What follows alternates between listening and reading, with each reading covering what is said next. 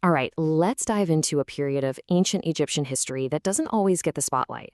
But wow, did it change everything. We're talking about the Fifth Dynasty. This wasn't just a string of new pharaohs. This was an era that completely rewired Egypt's connection to its gods, its architecture, and even the very idea of the afterlife. And really, it all comes down to this one question. I mean, just think about it for a second. What happens when an entire society, its ruler, its religion, its entire reason for being, decides to revolve around the sun? Well, that's exactly what happened during the Fifth Dynasty, and the results were absolutely revolutionary. Okay, so how did this all kick off? Well, it all starts with a massive, and I mean massive, shift in religious focus, a pivot toward the all-powerful sun god, Ra. So get this. The pharaohs started doing something completely new. They weren't just approved by the gods anymore. No, they started calling themselves the sons of the sun god, Ra. The guy who started the dynasty, Userkaf, made it official with his titles. And this wasn't just a PR move. It was a cosmic rebranding of what it meant to be king. Now, if you're going to go all in on sun worship, you can't exactly do it in a dark, stuffy tomb, right? You need a whole new kind of building. And that's where the Sun Temple comes in. Unlike the sealed-off tombs of the past, these were wide-open structures designed to let that sunlight, the literal presence of Ra, just pour right in. It was a huge change, splitting the king's tomb from the place where they worshiped the sun. And just look at this. This is a reconstruction of what one of these amazing temples might have looked like. You see that massive obelisk right in the center? That's basically a giant, permanent sunbeam carved from stone. This wasn't just pretty architecture, you guys. This was their new belief system made real, a place where heaven and earth could literally meet under the sun. So this obsession with the sun didn't just stop with temples. Oh no, it completely changed the game for the most famous structures in all of Egypt, the pyramids themselves. Right, so here's the key thing to understand. The pyramid wasn't just this one single lonely monument anymore. It became the main event in a huge, sprawling complex. It's kind of like going from building a single mansion to designing an entire royal campus, with its own roads, temples, and support buildings. And this really shows you what we're talking about. See how the pyramid is now just one piece of this much bigger puzzle? You've got causeways, you've got valley temples, the whole shebang.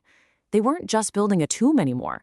They were building an eternal machine for the king's soul, and it was all powered by this new sun-based religion. But you know, for all the incredible stone structures they put up, maybe their most important legacy wasn't something they built at all. It was something they wrote on those stones.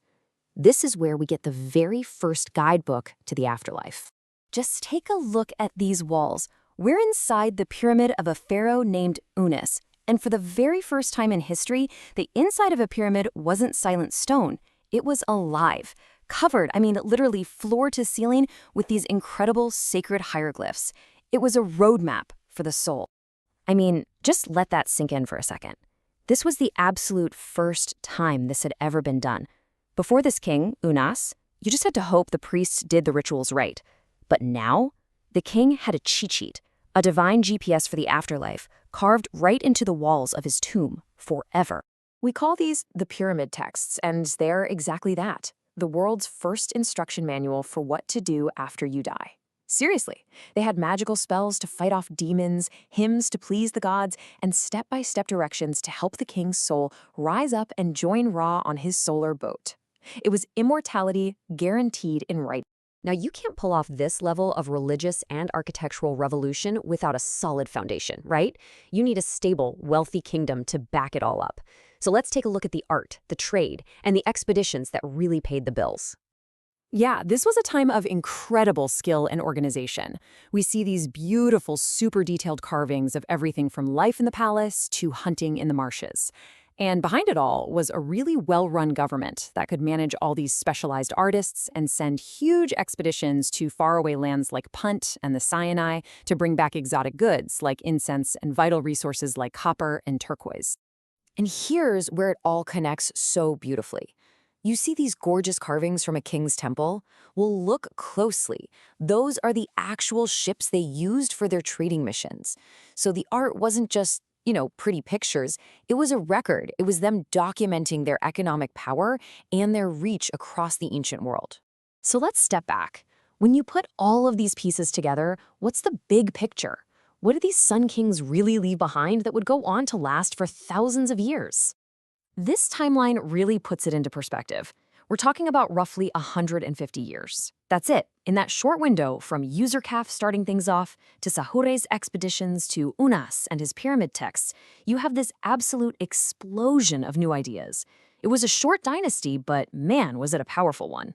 So if you remember nothing else, remember this. The fifth dynasty did two things that changed Egypt forever. First, they made the pharaoh a son of Ra, permanently tying the job of king to the power of the sun. And second, those pyramid texts? They became the blueprint for every Egyptian book about the afterlife that followed, all the way down to the famous Book of the Dead. Their ideas literally defined death and eternity for Egyptians for the next 2,000 years. And that kind of leaves us with one last big question, doesn't it? The fifth dynasty is this perfect example of how what a culture worships, what it holds as its deepest truth, directly shapes everything it builds and everything it chooses to leave behind. It really makes you wonder. Thousands of years from now, when people look back at our world, what will our buildings, our art, and our digital texts say about what we truly believed?